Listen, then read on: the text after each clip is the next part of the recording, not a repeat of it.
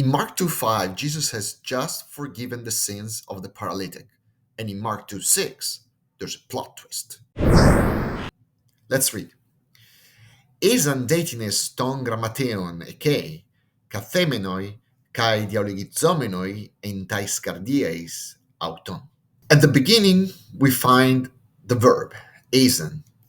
And then soon after that, we find the subject, tennis. So you have the verb at the very beginning and the subject right after that. This is a very typical Hebrew construction of the phrase where the verb comes first, then the subject, then the object. Now, this particle they, we're gonna talk about a little bit, but it's just a particle that gives some adversative flavor. And the subject, which is in this case this tennis, which is actually an indefinite pronoun, we're gonna talk about it. It's connected with this genitive. It's tennis ton grammateon. All right. So you have this genitive right here. So actually, the subject, you can consider the whole expression "tenus ton grammateo" as being the subject of the sentence. And again, is just an adverb that indicates where um, these people were. Okay.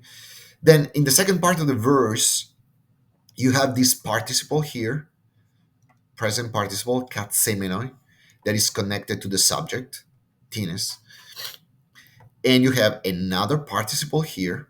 So you have actually two participles connected by the conjunction kai and, which are both connected to the subject. So and specifies exactly what these people were doing. And then you have this prepositional phrase en tais cardiais and then auton. So en tais cardiais is a prepositional phrase introduced by this preposition and again it indicates a place where something's happening.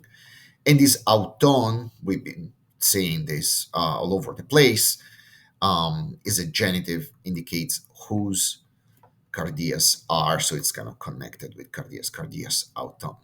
All right, so the structure of this sentence is very simple, so we can move on and proceed to translate. All right, let's start. Isn't is the imperfect tense of the verb to be, okay, and in the third person plural. So they were, okay, were. And the subject is this tennis, which we said it's an indefinite pronoun.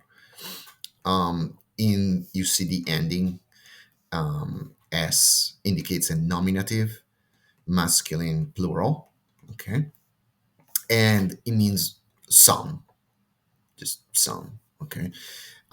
You have these t's, Tina and T.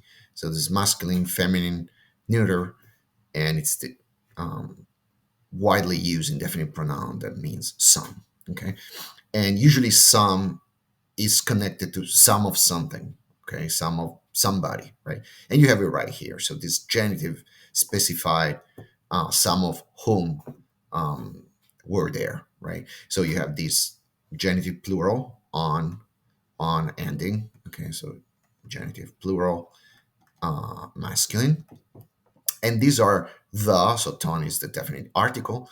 And then you have grammateon, which comes from the word grammateus.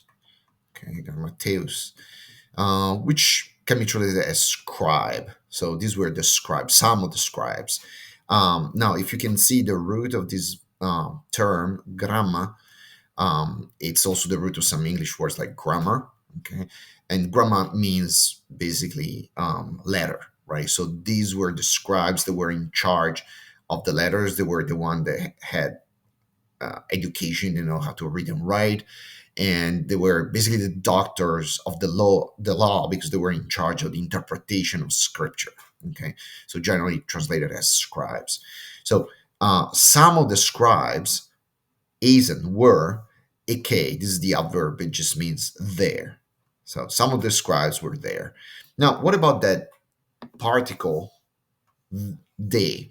Now, this is a sort of adversative particle, so indicates some kind of action that is in opposition to what was said before, generally. In other cases, it's just used to indicate a transition from one concept to another, so it doesn't have any specific meaning and can be just ignored. In this case, Jesus has just forgiven, he just declared the sins of the paralytic forgiven, and this day indicates there's gonna now there's something there that it's going to oppose to the idyllic situation, right?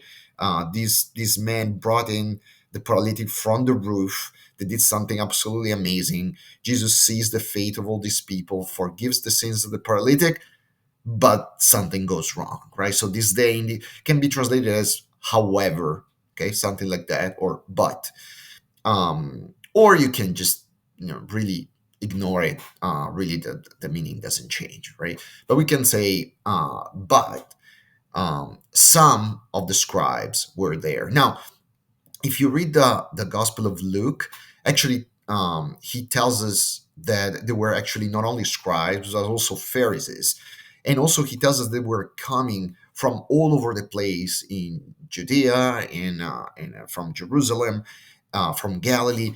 So you need to imagine this house where Jesus is preaching the word, packed with people, but also packed with Pharisees and scribes. Okay, that why were they there? Because obviously they were trying to put him to the test. They wanted to scrutinize him. They wanted to understand if what he was saying, right, was orthodox or not. They probably had heard about all the miracles that he was performing, all the healings and stuff, and so that attracted a lot of attention. And maybe they wanted even to see if he was really the Messiah, right? So that's what happening here. But there were some of the scribes. Now, let's move on to the second part of the verse. So the two participle, katsemenoi and dialogizomenoi, these are present participle. Um, so present participle, okay, both of them. Now, the first one just means to sit, from the verb to sit, katsemai, in the middle voice. And the second one, dialogizomenoi, from the verb dialogizomai, again in the middle verb, middle voice. That's right here, dialogizomai. Um, and this one means to dialogue, right? And in fact, the verb dialogue comes straight from the Greek dialogizomai, right? Now, if you can if you say dialogizomai has this root logos, right, which we know means word, okay, word. For example, the beginning of the Gospel of John, you have John 1:1, right? In the beginning was the word, logos, and the word was with God, and the word was God, right? And then you have this dia, this preposition that has many meanings, but in this case, it indicates this back and forth, right? So it's kind of pushing the word back and forth, exchanging word back and forth. So if you exchange word back and forth, you're having a dialogue, right? So dialogizomai means to dialogue. In this particular case, it's interesting because the dialogue doesn't happen between the scribes and Jesus or the other people present. It's more of an internal struggle, an internal debate, an internal dialogue that they have. And in fact, Mark says that they were sitting, okay, katsemenoi. Now, it's not clear if they were sitting on the floor or they were sitting on benches or chairs that were there. Um, Possibly even on the floor. I mean, you can think about how many people. There were probably hundreds of people in and outside the house, so it was totally packed. So it's probably impossible they were sitting somewhere. But even given the fact there were so many, as Luke reports, so Jesus was preaching, and probably these guys were sitting down in front of him listening. Okay, so they were sitting and dialoguing or reasoning en tais cardiae. So en is this preposition that just means in, And then you have this dative. Okay, so this is a dative case because it's needed by the preposition and plus dative indicates the place where something is or stays. So it's in the dative feminine. In fact, you see these eyes ending. So this alpha indicates this feminine, and it's also plural. Okay. Now, what's the meaning of that? Well, the word cardias comes from the word cardia, which means heart. In fact, the English word cardiac, right, relating to the heart, right, comes straight from this Greek word. So this just means in the hearts, and auton is the usual personal pronoun, genitive plural, masculine, which technically means of them or there, right? So in literally in the hearts of them, in their hearts. All right. So if we put all together, but some of the scribes were there sitting and reasoning in their hearts. Now, what were the scribes reasoning about in their hearts? Well, we're going to see that in the next episode.